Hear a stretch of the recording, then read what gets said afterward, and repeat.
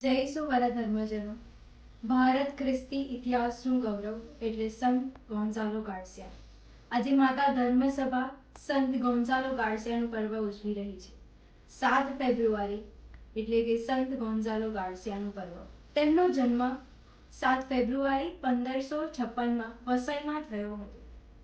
પ્રાથમિક શિક્ષણ પ્રાપ્ત કર્યા પછી તરત જ તેમણે 15 વર્ષની ઉંમરમાં જ ફાધર સેબાસ્ટિયન સાથે મિશન કાર્ય કરવાનું શરૂ કર્યું અને તેઓ જાપાન ખાતે મિશન કાર્ય કરવા માટે રવાના થયા.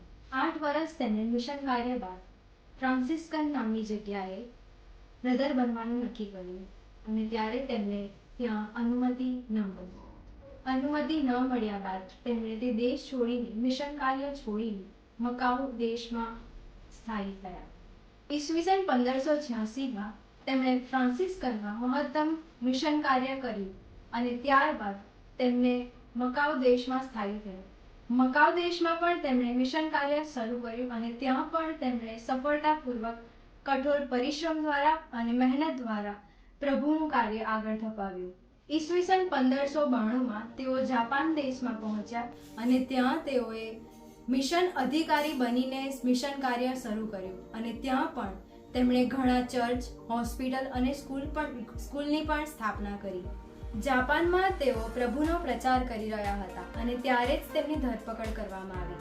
ત્યારબાદ તેમની ધરપકડ કર્યા બાદ તેમને નાગાસાકી લઈ જવામાં આવ્યા. 5 ફેબ્રુઆરી 1597માં તેમની ધરપકડ કરી અને તેમને ક્રૂસે ચડાવવામાં આવ્યા. તેમણે આનંદ, ધીરજ અને અડગ વિશ્વાસ સાથે મૃત્યુનો સ્વીકાર કર્યો અને તેમના છેલ્લા અંતિમ શબ્દો પણ પ્રાર્થના અને ક્ષમાથી ભરેલા હતા. તો આપણને પ્રશ્ન થાય કે ICYMના રક્ષક સંત તરીકે સંત ગોન્ઝાલો ગાર્સિયા જ કેમ? કારણ કે તેમણે યુવાનો માટે અને યુવાનો દ્વારા ઘણા બધા કાર્યો કર્યા, જેમાં પરિવર્તનથી માંડીને જીવનમાં કેવી શ્રદ્ધા લાવી, કેવો વિશ્વાસ લાવવો પ્રભુ પ્રત્યેનો, એ પણ તેમણે સમજાવ્યું અને તેમના જીવન થકી જ તેમણે એ મિશન કાર્ય પણ આગળ ધપાવ્યું. આમ તેઓ યુવાનો માટે પ્રેરણા સ્ત્રોત છે અને તેમણે અંધકારમાં પ્રકાશનું કિરણ પ્રગટાવ્યું છે.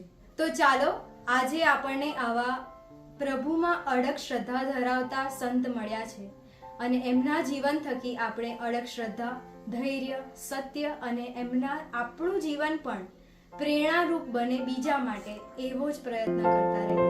જય શ્રી